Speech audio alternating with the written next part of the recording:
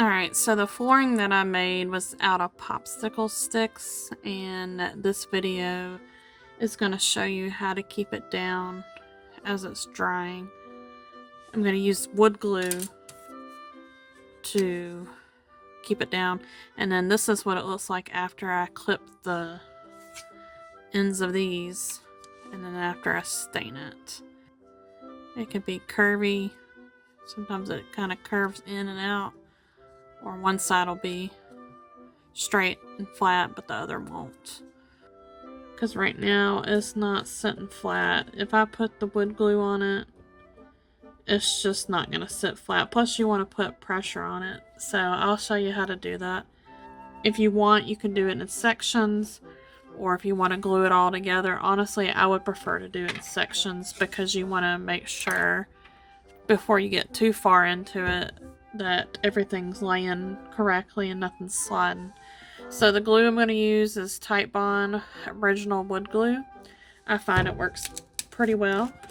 I'm going to get it out with a brush and paint it on there.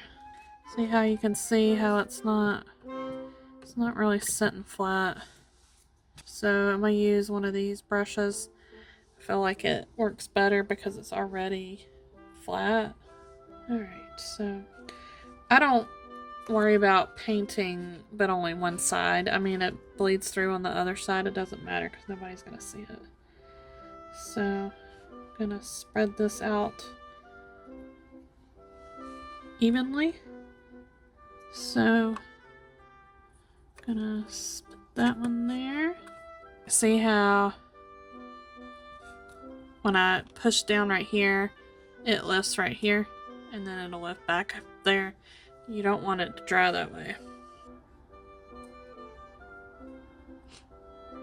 Make sure you get it on the edges as well.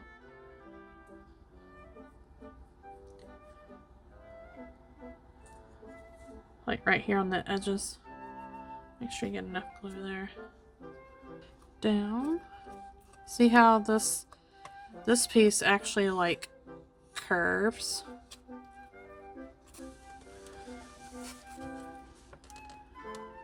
Push it up to the... See how you got that huge gap? Alright. So what you do, just get you a big old heavy book. Make sure you go straight down with it. You don't want to move it. And then you're going to set a big old weight on there. Alright, so we're 20 minutes in drying. Let's see what it looks like.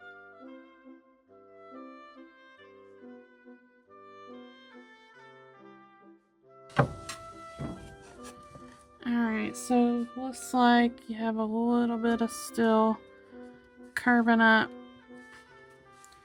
If you feel like it's still, it still has a little while to dry, but if you feel like you need to add more glue, you can. So you just want to get like a tad bit on the edges, just a little bit. Just run it up underneath. And then I usually just wipe the excess off because you don't want the glue to build up and then the floor definitely won't sit straight. And then just make sure you put the top back on.